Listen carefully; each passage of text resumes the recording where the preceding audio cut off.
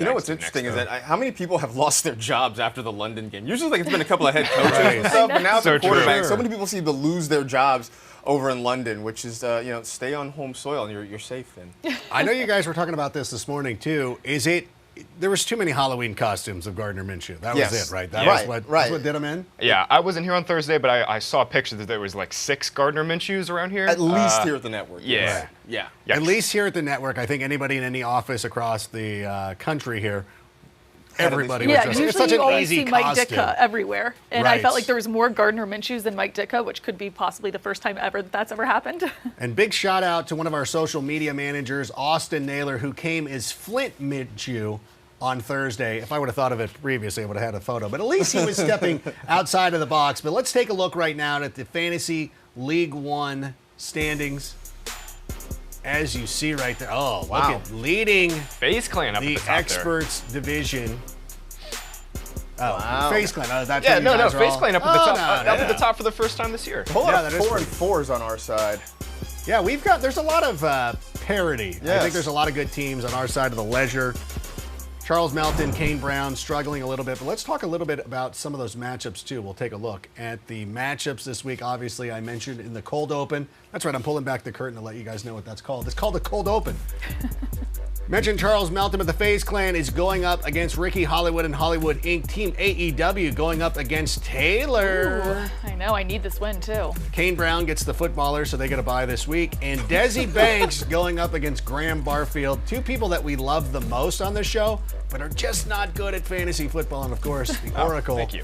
going, I don't mean that in a bad way. Oh. No, the nicest way possible. You're not good at it, but in the nicest way fantasy, possible. but whatever. You're just I don't mean worst, that you are terrible at fantasy, just this particular league. Okay. That's acceptable. You've run into some bad luck. I'm teasing, obviously. You're the guy that I'm cheating off of all the time. But you know what? It's time for our favorite weekly segment. It's called Dancing with the Starts, and we'll take a look at a weekly segment that we've done for the first time. That's the joke. I don't mean to go all Rainier Wolfcastle on you, but yes, that's a joke. Let's take a look at Marcus's matchup against Candace, and the top matchup that we're talking about this week, Evan Ingram over Mark Andrews. Do you like Evan Ingram? I do like Evan Ingram this week. I mean, he's a guy who, I know that the targets and the production the last few weeks have not been there, I think, the way we would have liked them to, but he's still going to get plenty of opportunity, especially against this Giants team, or against this Cowboy team that they play later on tonight. I think there's an opportunity for him to go out and play. And the thing with Mark Andrews is, after that hot start, he's really sort of faded from view in that Ravens offense, and I think the Patriots will figure out a way to kind of keep him quiet tonight. I wonder how much of that has to do with the fact that Marquise Hollywood Brown has been out, somebody who can stretch the defense, although Bill Snead can do that as well. But I think if Hollywood Brown comes back, that could open things up for Mark Andrews this week. Now, you have got Tyreek Hill. I do. He's got Michael Gallup. Normally, if you would have said this at the beginning of the season, nobody would have rationally taken Michael Gallup's side, but where are you leaning on this one, even though Tyreek Hill is your guy? Yeah, Michael Gallup's one of Desi's best receiver plays this week, and Gallup is a fantastic play, but unfortunately, I think Tyreek Hill kind of gives me the edge on my side this week. Even with Matt Moore under center last week, we saw what the Chiefs wanted to do. Andy Reid did a masterful job, I think, scheming targets to Tyreek Hill, getting his guy the ball, and we're going to do that again this week against the Vikings. This secondary, guys, has kind of really struggled this year, really quietly. Xavier Rhodes is not playing at the same high caliber level. Trey Waynes is not playing extremely well. They're actually giving up the 3rd most fantasy points to opposing receivers. I think Tyreek Hill has a huge game here. That is one of the hidden secrets of this year, is that people get locked into these narratives, and the Minnesota Vikings, they benefit from that, and everybody thinking that's a marquee. Hey, can I start Hill against him? I'm like, absolutely. Yeah. Make sure that he's in your lineup. Now, Taylor, you've got Team AEW, and they are riding high. If for no other reason, Orange Cassidy made his in-ring debut. That was this week, right? That was this Wednesday. Orange Cassidy. You would know better. Nobody saw the kip up with him with his hands in his pocket. Gosh, dang it! I was watching the World Series. Oh, both things, as you like to say, both things can be true. So your matchup this week, you got Ezekiel Elliott. He's been one of the foundations of your squad. You did a great job of drafting running backs. Team AEW, though's got Mark Ingram. Who are you leaning to on that side as the who's? I'm going to take Ezekiel Elliott just because of how favorable of a matchup it is. They are playing the Giants. The Giants have allowed the 4th most points to fantasy running backs this season since week 5. Ezekiel Elliott is the 6th best running back for fantasy this season. And in the last 2 games, he's really stepped it up. He's averaging over 26 points each game. So I'm going to ride with Ezekiel Elliott on this one. Yeah, the Giants, with the Falcons on a bye week, I think the Giants are the most generous team to opposing defenders. I think that any one of those guys, Michael Gallup, you talked about a moment ago, you can't Amari really compare Cooper, it when it's going up against a Patriots defense that is the best defense in the league. They're pretty good. They're pretty good. They're very good. They're very fine. good. Like I understand they're very good.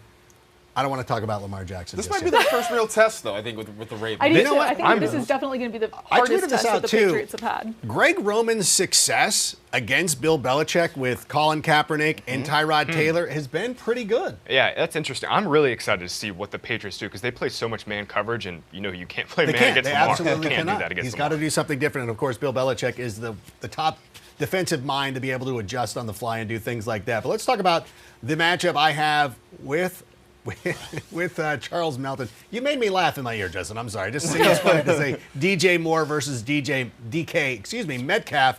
And obviously, I feel decent about DJ Moore. Curtis Samuel has been battling a hamstring injury, and so hopefully this can translate into some fantasy production for DJ Moore. And DK Metcalf has been playing pretty well, but you said it earlier this morning, like everybody in the world is on DK Metcalf, that I'm hoping that this goes the other way. And as a matter of fact, if you took a look at Charles Melton's roster, he's got a lot of guys who are due for blow-up games. I know Le'Veon Bell's on there. DK Metcalf's on there. His other running back, you're like, I'm just looking at him like, yeah, he's going to have a 40-burger. He's going to have a 40-burger. I could absolutely be in a lot of trouble. But again, I think this Carolina Panthers offense, again, giving up, people tend to give up on rookie quarterbacks way too quickly. And of course, Allen struggled against the San Francisco 49ers. And a lot of quarterbacks are going to do that. Maybe not Kyler Murray, but quarterbacks have a tendency to do that. So I think this is an opportunity for him to get right in a pretty good matchup. But time now for fantasy insurance presented by GEICO. And we're going to be talking about the defenses that can either got you covered or smothered this week. And Graham, let's start with you. Who is your defense? Yeah, the top streaming defense display is obvious. You always want to pick up the Jets defense, and it stays true this week against the Dolphins. I mean, the defense facing Miami this year has finished as a top 10 fantasy unit every single week. And I get it, the Jets probably aren't the most talented unit in the league. They just traded away Leonard Williams, a good run stuffer on their interior. But, I mean, this is just an obvious call. I think if the Jets defense is somehow out there on your league waiver wire, which I've seen actually in a few leagues this week, because they're just so low owned, you need to go pick them up right now and play them this week in stream.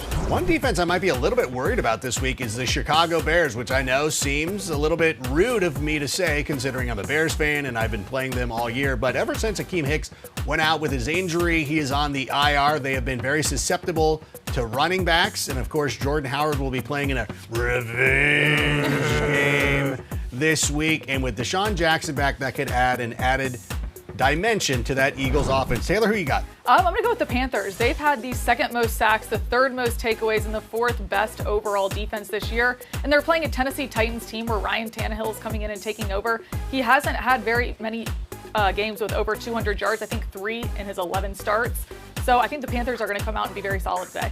Marcus, who you got? I'm going with the Denver Broncos. And look, it was weird because remember the first couple weeks of the season, they didn't have any sacks, and everybody wondered what was wrong with them. Still don't understand how that happened. Yeah, I don't know how it happened. They seem to have fixed things, though. I mean, they have one of the toughest defenses on quarterbacks. They've given up the fewest fantasy points per game to wide receivers. They've really started locking down on teams, and now they get to face a Browns team that is really still in disarray. And I know Baker Mayfield didn't really want to talk about it with certain reporters over the week. He may be equally salty after this one's over, too. All right, that was Fantasy Insurance presented by GEICO. All right, now a lot of you got an extra hour of sleep last night, unless you're out gallivanting like this guy. No, I'm just kidding. Hey, but you know what? We're going to take a look at some players you're going to be able to fall back on this week. So stick right here. NFL Fantasy League One presented by GEICO rolls on, but not until we happy chat.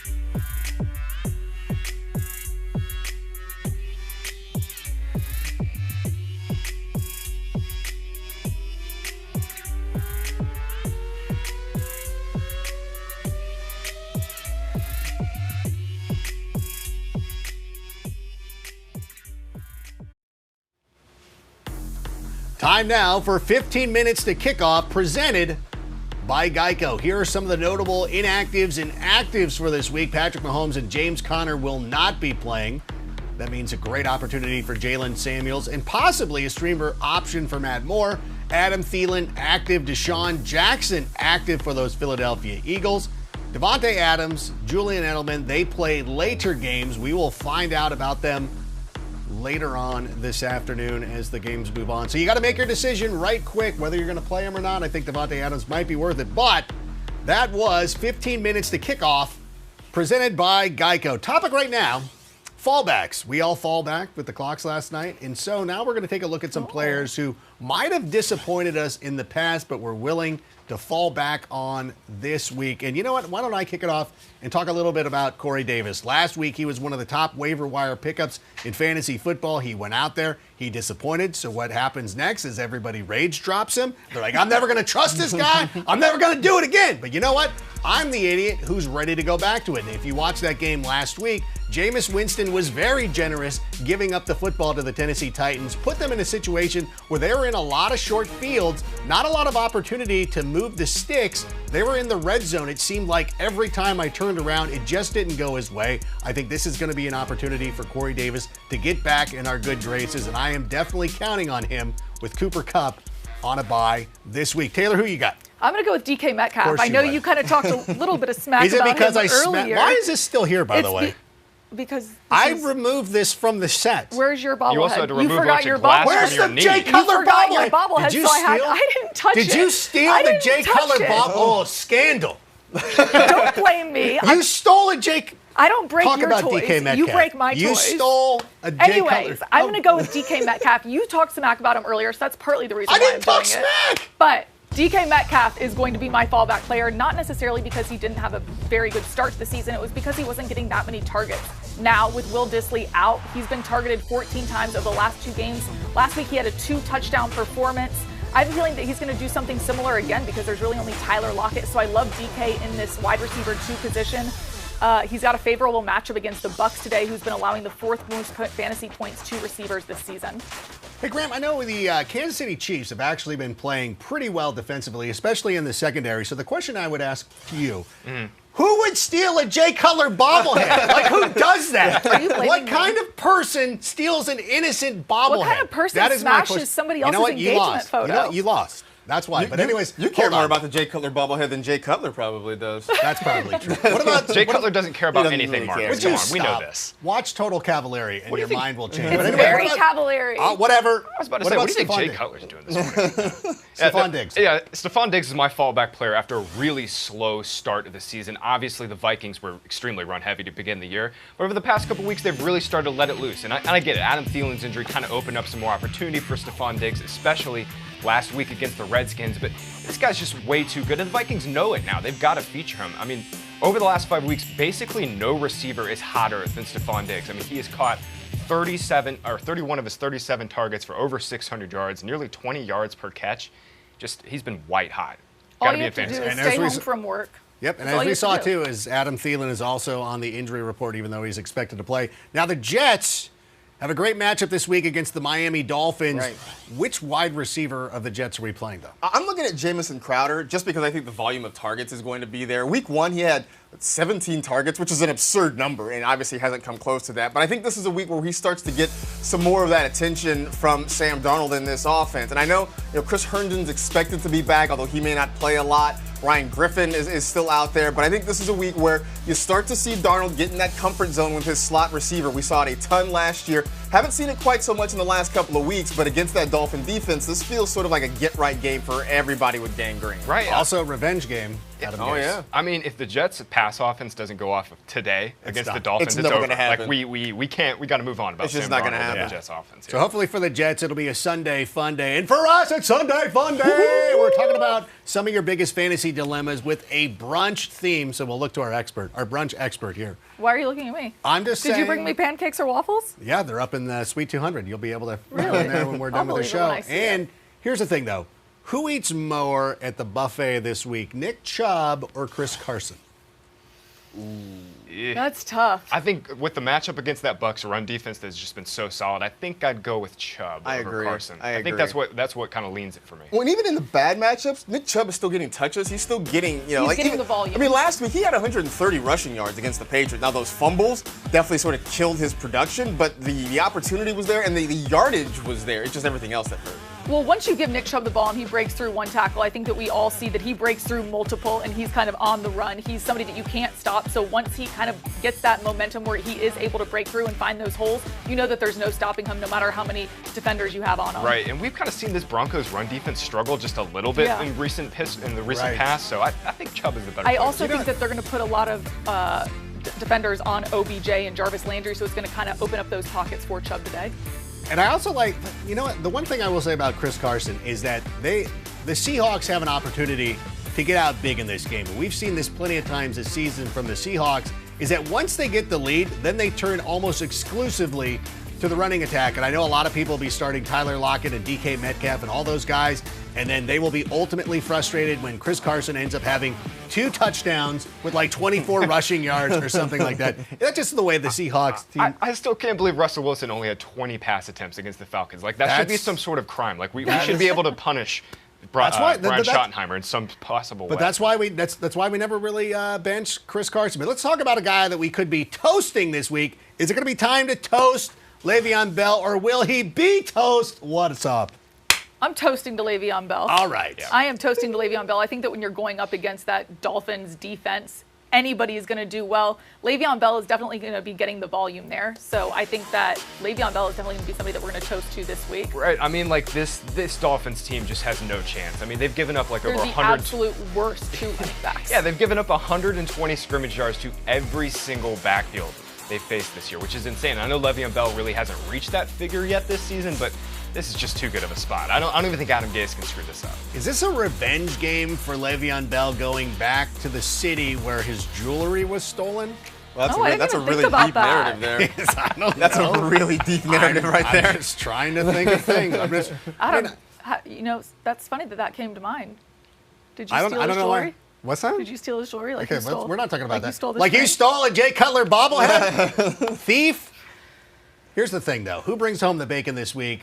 Juju Smith-Schuster or Tyrell Williams? I think I'm going to go Tyrell Williams in this one, mostly because he's been getting those end zone targets. You know, it's weird. The yardage hasn't necessarily been great for him this year, but he keeps finding his way into the end zone. He's had a touchdown in every single game he's played, and a lot of it is because Derek Carr is looking for him when they get down near the end zone. So I think this is a week that Tyrell kind of is that dude again for the Raiders. At least 11 points every game this season, at least a touchdown in every game he started this season. But is there any reason to believe that it could be Juju? Yeah, I mean, Juju, without James Conner today, it's going to be really interesting to see what the Steelers do. I think getting Mason Rudolph back under center really helped Juju Smith-Schuster this past week. But without Conner today, it'll be really interesting to see if they kind of feature Juju in a more, like, kind of, typical number one receiver role like we haven't necessarily seen from him this season. I'm excited to see what Jalen Samuels does, though. I think that they're going to try and hand the ball off to him a lot and get him incorporated in running back and a receiver role. All right, we'll see how that goes. And we're going to be answering your fan questions coming up and also presenting our Week 9 Watchmen. You're watching NFL Fantasy League One presented by GEICO. And now, we happy, Chip. What about USC, though? Did USC finally...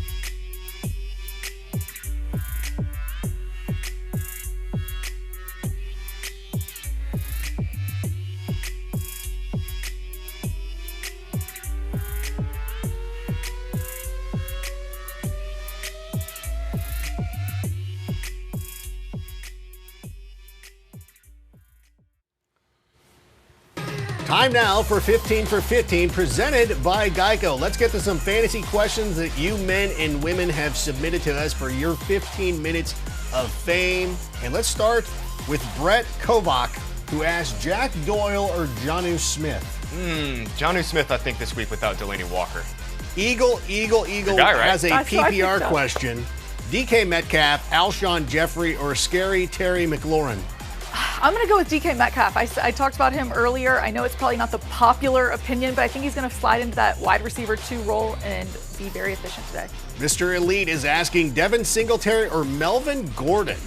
I think I'm going to go with Devin Singletary at this point. Gordon's just been too hard to trust, and Singletary has a penchant for getting big plays. Singletary played a bunch last week, He too. did. A lot of snaps for him, absolutely. Aaron G wants to know Tyrell Williams or Keenan Allen. Ooh, wow, Keenan. Yeah. Our own Candace Patton wants to know Carson Wentz or Matthew Stafford. I'm going to go Matthew Stafford. I'm going to say. You know what? I'm playing her. You took a Hippocratic oath to deliver fantasy advice as best to your ability. Coming I from didn't, you. I didn't sign anything. Yes, like- you did. As a fantasy enthusiast, just what would you I do? feel like Candace has a different QB dilemma like almost every week, right? Yeah, I actually would, in all honesty, I would probably say Matthew Stafford. Same this here. week. Oh, I'm Emil sorry, wants I to didn't know realize that it John was- Brown or Michael Gallup. That's a really tough one. I'd go Michael Gallup. Certified G and a bona fide stud, Sam Darnold or Carson Wentz. Ooh. Sam Darnold. I think Darnold, too. Darnold. Yeah. Against that Dolphins D. Oof. Yeah. Jay wants to know in a standard league, Jordan Howard, Tyrell Williams, or Austin Eckler. I think I'd go Austin Eckler. I think Even I in the agree. standard league, yeah. Yeah. I think so, too. I'm going to go Jordan Howard. Vito wants to know Hunter Henry or Evan Ingram. Trade one of them and then Hunter Henry. And Yeah, I'd start Hunter Henry though. all right. I'd go Ingram, I think. David wants to know David Montgomery, Golden Tate, or Mark Walton. Mark Walton. I like Mark Walton. I like Mark Walton. I this see. week. I think I like Mark Walton, too. It'll be interesting to see, though. Sterling Shepard might not play tonight. That's going to help Golden Tate if he doesn't play. Absolutely. And that was 15 for 15, presented by GEICO. And coming up right now, the Week 9 Watchmen players we have our eyes on for this week. Graham, why don't you get us started here? We talked about a lot of Jets on today's show, and Sam Darnold is one guy I'm definitely watching for this game. I mean, we talked about it, right? If Sam Darnold and this Jets pass offense doesn't get going today, we have to be out on them. The Dolphins have just given up so many big QB performances this year, and in fact, they've given up a top 16 fantasy passer in every single game this season, and I know Darnold has been all over the place. He's basically just had one good game against the Cowboys and 3 pretty putrid ones, but I think this just has to be the spot. And if you're desperate for a quarterback streamer, I think you can go to Darnold this week. Taylor, who you got? I've got Jalen Samuels. I spoke about him earlier with James Conner out. Benny Stills is banged up. Just simply based off of volume, I think that Jalen Samuels is going to be potentially top 15 running back. Last year when he played 3 games, he was a top 15 running back. So I feel like they're going to be handing the ball off to him a lot, and there's a lot of his ceiling is very high today. Marcus, you have your eyes on a wide receiver. I do, Allen Robinson, and this is sort of a reminder that you don't necessarily need a quarterback to have a big game for your wide receiver to have a big game. I mean, we know about Mitchell That seems Trubisky's mean. we know about Mitchell Trubisky's struggles so far this We do? season. We won't go too much into it, but part of it is the Eagles secondary has had its share of issues, and even still with Trubisky being up and down, mostly down. Would you stop? Allen Robinson has still found a way to produce. He's getting a ton of targets in this offense, and he's finding his way in the end zone. Was it the crack about USC? And speaking of USC, Ronald Jones is a running back that I am keeping my eye on. We would really like it if Bruce Arians would just settle on one of these running backs, because this is a pretty decent offense, and I think that if one guy was given the opportunity to shine, he could go out there and make the most of it. And that player, to me, is Ron Jones. And I've seen him ever since his days at USC, and I thought that he was going to be a fine prospect coming into the NFL, and he's shown flashes, and I think that he's got an opportunity today against Seattle. It's not the best matchup in the world, but I think there is a pretty good opportunity right there. Now, we still have a couple of seconds left here. Before we do that, before we send you off to kickoffs, let's go through some more of our fantasy questions. And I know that we might not have the sponsor, we might not throw the lower third, so I apologize for you not getting your 15 minutes of fame. But what about Derek Carr or Kirk Cousins? Oh, they do have it. Hey, look at that. There it is. I think I'd lean Derek Carr. I'd go Carr, too. I like him a lot love this week. Derek Carr. I like Carr I this think week. I picked him up. Avery Schwartz wants to know James White, Adrian Peterson, or Sterling Shepard.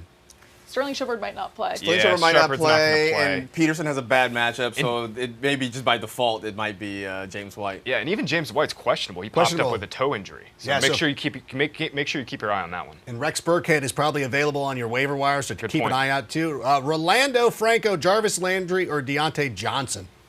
Landry. Landry. I like Deontay Johnson I like Deontay a lot, Johnson, but Landry Yeah, I probably just agree. have volume. Samu wants to know Mark Ingram or Cortland Sutton. I think I lean toward Ingram. I like Ingram. I don't. I mean, Despite it going up I'm against afraid of Brandon Sutton. Allen, Patriots, man. I'm Brandon going to go Allen. Ingram. Yeah. All right, that is going to do it. Watch Fantasy League One every Sunday, 30 minutes before kickoff in the all-new NFL Fantasy app or at NFL.com Fantasy League One. We will be here tomorrow. Thanks for watching NFL Fantasy League One, presented by GEICO.